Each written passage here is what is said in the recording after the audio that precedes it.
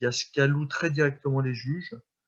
Il est toujours possible aussi, par exemple, de s'entendre avec les parties adverses sur des mesures qui ont été décidées, par exemple des mesures de publicité. Bon, on peut, si vraiment une entreprise tient à ne pas avoir la mesure de publicité en une de son site internet, il peut toujours avoir des accords transactionnels. Bon, c'est un exemple que je prends. En tout cas, c'est des choses à pas négliger en réalité en pratique. Tout ne s'arrête pas qu'aux décisions de juge. Voilà. J'ai envie de dire que ça progresse quand même parce qu'on est parti d'un cadre qui était plutôt à l'euro symbolique. On est dans un cadre qui a progressé, même si je pense que les juges ont toujours du mal à comprendre ce que c'est que le préjudice collectif. Ça, c'est sûr. Strictement sur les décisions du juge, ça reste peu élevé en règle générale. Mais comme je vous l'ai dit, il y a d'autres types de mesures aussi qui peuvent avoir un impact économique.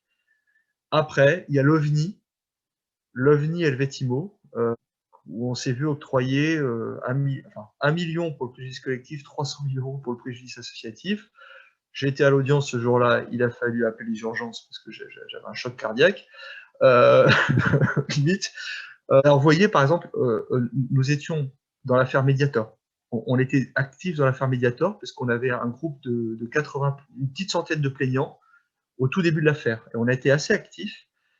Et je me demandais si l'OVNI Helvétimo allait se reproduire. Eh bien non, puisqu'on a eu 50 KE au préjudice collectif, 50 KE à l'article 700, rien en préjudice associatif. D'ailleurs, c'est bon, à mon avis, l'article 700 a fait office de préjudice associatif. Mais vous voyez, pour le Mediator, on est revenu à l'ancienne. Voilà. Pour vous répondre, ça reste modeste. Je pense que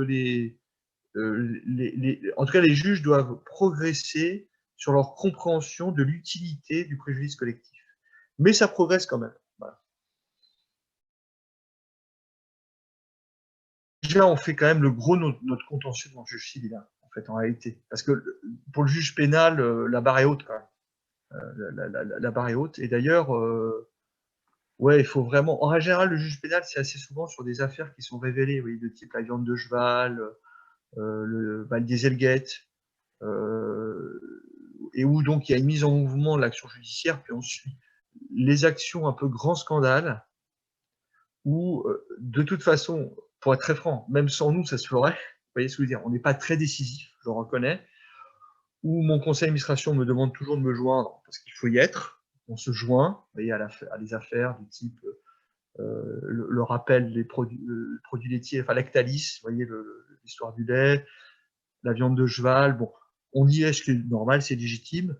Donc c'est beaucoup ça les affaires pénales. Donc après, c'est quand même beaucoup des affaires civiles. Ouais. En pratique, on peut pas, indépendamment de toute règle de démarchage, faire des appels au peuple sur action de groupe, surtout pas. Parce que on vous fait plein de propositions qui vont pas tenir la route, et ça oblige à dire non à des gens qui, par ailleurs, sont des gens bien. Vous voyez, enfin, et ça crée de la frustration. Vous voyez, c'est surtout sur une action aussi spécifique et aussi compliquée que l'action de groupe. On a eu ça au début, quand la loi est arrivée. On a plein de propositions, mais évidemment, ça tenait pas.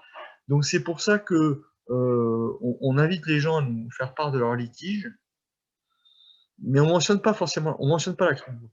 Ça c'est quelque chose, c'est un choix de praticien après, en fait, en réalité.